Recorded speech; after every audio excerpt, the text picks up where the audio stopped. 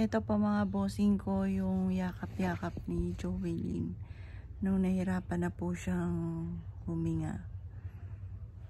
Na hindi ko nilalaban mga bossing ko yung una na ito, itong punda.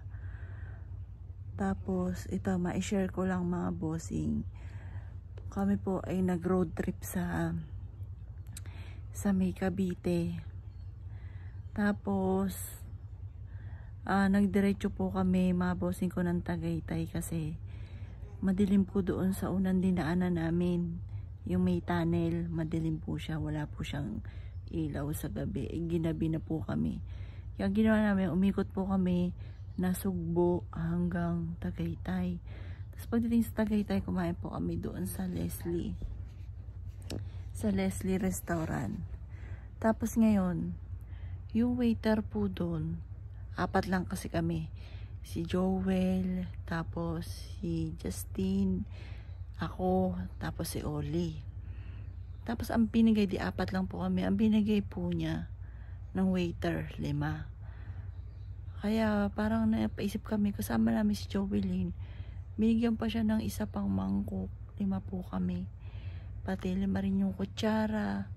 Yun, hindi nga po namin siya nakikita, pero sa ibang way, nararamdaman po namin na nandiyan pa si Jovelyn. Tapos ako naman, itong damit na ito, kanya po to. Hindi, ayoko talagang suotin yung mga damit po niya kasi ayoko maluluma.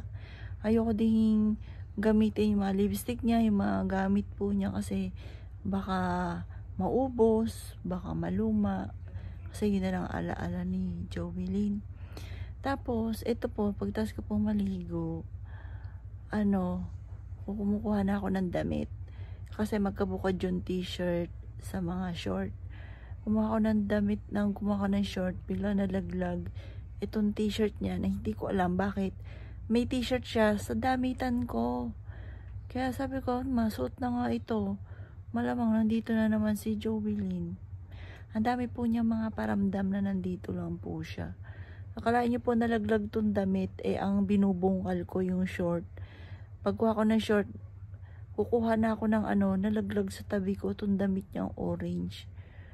Kaya alam ko, marami mga sign na nandito lang po si Jovelyn. Tapos, isang araw pagbaba ko ng hagdan, nangangamoy sampagita. Sabi ko, Daddy, ayun po mister ko. Sabi ko, Daddy, nakakaamoy ka ng sampagita. Sabi ng mister ko, wala, ayoko lang sabihin, baka matakot kayo, kanina ko pa naaamoy yun. Tapos, ang tagal po, ang bango-bango sa loob. Dito po sa loob ng bahay namin, kasi sa kabilang bahay doon si Jovelyn. Kasi dito naman, dito siya lumaki. Yan, tabi-tabi po kami dito sa kama. Kahit may kama po siya doon, tambayan lang po niya yun. Hindi talaga siya doon natutulog ng gabi. Pagdating ng gabi, dito na po, akit na po siya sa hapon. Dito na yan, magpapahiga-higa na po yun dito hanggang sa kumain na kami ng hapunan. Tapos, sabay-sabay na kami tutulog.